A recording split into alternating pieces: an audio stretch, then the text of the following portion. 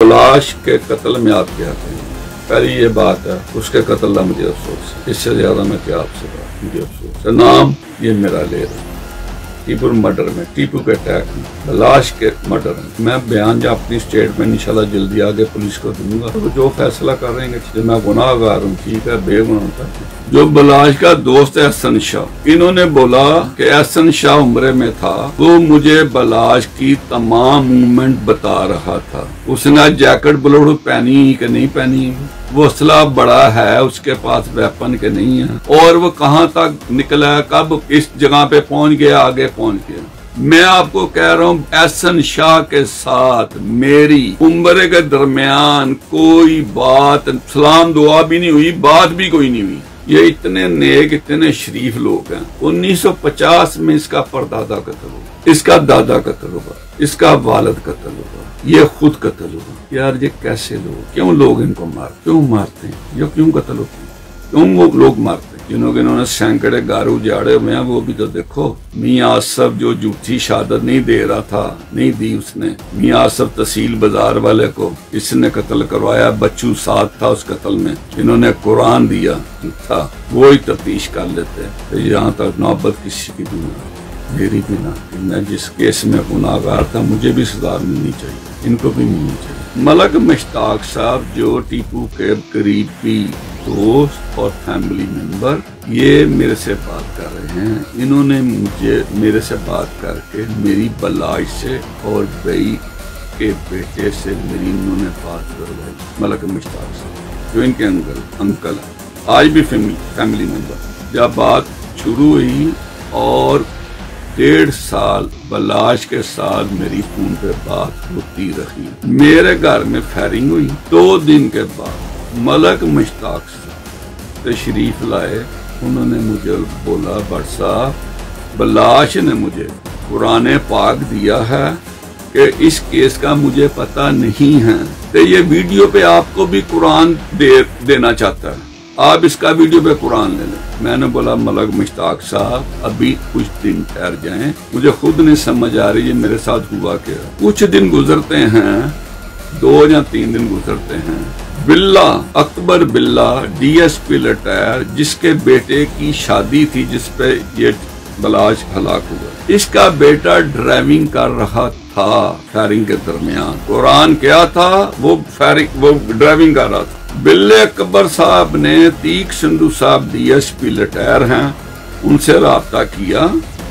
उनको बोला कि टीवी भट्ट से मेरे बेटे को माफी दिला दो, मेरे बेटे को ये नशे में लेकर आया, वो गाड़ी चला। तीक साहब उसको लेकर CC भी हमारे उनके पास ले जाते हैं, बनिया मीन अवैस के पास वो लेकर जाते हैं। वो जाके तीक साहब उन्हें मिलाते हैं, उनके बताते हैं कि जनाब ये लड़का ड्राइविंग कर रहा था, बिल्ला अकबर DSP का बेटा है, ये ड्राइविंग कर रहा था, इसके वाले ने मुझे बात बताई है, इसके वाले ने मुझे साथ भेजा है, ये आपके साथ बयान आपको बता रहा हूँ सारी बात। अमीन अवैस साहब ने सारी बात सुनी। इधर से वो बात कर रहा है लड़का, उधर से 40 बंदे SP सिटी के पास, बलाश और बच्चू साथ, और 40 बंदों ने कुरान दिया कि हमने फायरिंग टीवी बढ़ के घर नहीं की। जब अमीन अवैस साहब ने उस लड़के की बात सुनी, SP साहब से बात की, SP साहब को उन्होंने बोला इसको गिरफ्तार कर दो। ये इनको कुरान था 40 बंदों का। जो ड्राइवर था वो CC साहब के पास। तो भाई मेरी इनके साथ क्या दुश्मनी है, मुझे तो खुद नहीं समझ आती। आगे से इन्होंने मेरे घर में वाकये से 3 महीने से पहले 3 महीने तक 4 रेटें करवाई, 4 रेटें। वो FIR नसीराबाद में दर्ज है, आप FIR निकलवा सकते हैं। क्या मैं बता लेता हूँ, क्या मैं मंशियात बेचता हूँ, क्या मैं जुआ कराता हूँ? क्यों रेटें की पुलिस ने?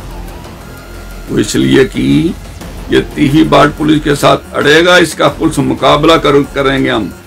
मेरा मसला कोई नहीं, मेरी कोई कारोबार उनके साथ नहीं, मेरा कोई लेना देना नहीं। कोई बोलता मैंने कब्जा किया हुआ था, उसने कब्जा किया था बिल्ले ने, मुझे हमारा झगड़ा हो गया। और मेरी कोई बात ही कोई, मेरा कोई मसला ही कोई नहीं। मेरे उनके साथ कोई जान पहचान भी नहीं, कोई दोस्ती नहीं, कोई सलाम दुआ भी नहीं थी। मेरी इनके साथ कोई दुश्मनी नहीं थी।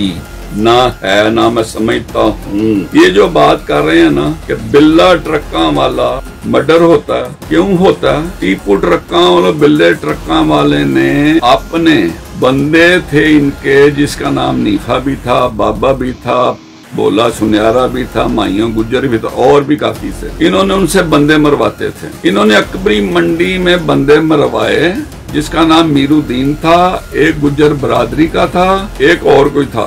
बिल्ले ट्रक्के वाले को कलियार साहब ने गिरफ्तार कर लिया, डीएसपी कलियार साहब थे, उन्होंने गिरफ्तार किया। बिल्ले ट्रक्का वाले ने अपनी सफाई कुरान पाक पे 500 बंदे के करीब दी। उन्होंने बिल्ले को और बिल्ले के बेटे को, टीपू को, उन्होंने क्लियर कर दिया। नीफा बाबा ये दूसरे सियालकोट के जो थे, मफरूर इश्तियारी उजरती कातल थे, जो इनके परवर थे, जो इन्होंने पाले हुए थे, उनकी दुश्मनी इनके साथ पड़ जाती। ये बिल्ला ट्रक्का वाला शेख सदीक, जो मैंने बात सुनी हुई है, शेख सदीक डीएसपी सी थे।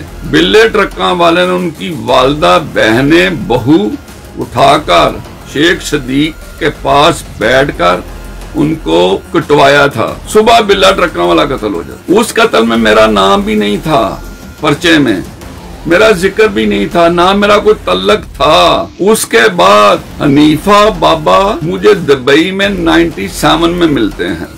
मलक हसान मुझे मिलाता है इनके साथ। मलक हसान के वो साथी थे, वो मुझे मिलाता है, मेरी मुलाकात उनके साथ होती है, मैं बातें को सुनता हूँ। वो पाकिस्तान वापस आ जाते हैं। जब पाकिस्तान वापस आते हैं ना, बिल्ला ट्रक्का वाले के कत्ल के बाद वो गालबन तकरीबन 94 में मर्डर हुआ था। ये 97 की बात है। मेरी इनसे मुलाकात होती है, पाकिस्तान वापस आती हैं। एक बंदा मुझे एक दिन फोन करके कह रहा है कि भाट साहब ये आज टीपू को कत्ल कर रहे हैं। टीपू की वालदा मजंग हॉस्पिटल में एडमिट है।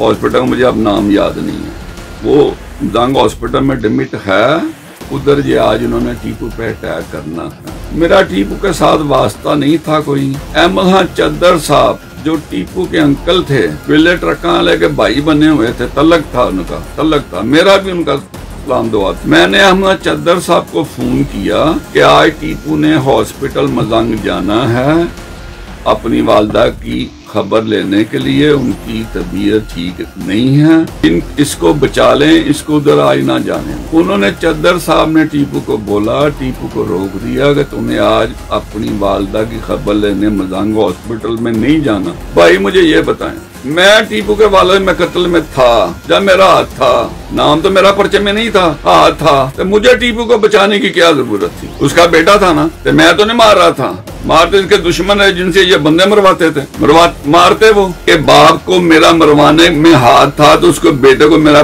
बचाने में हाथ नहीं होना चाहिए। ये सिक्स सेंस भी कहती है, अक्ल भी है, लेकिन नहीं था। होता मैं कहता हूँ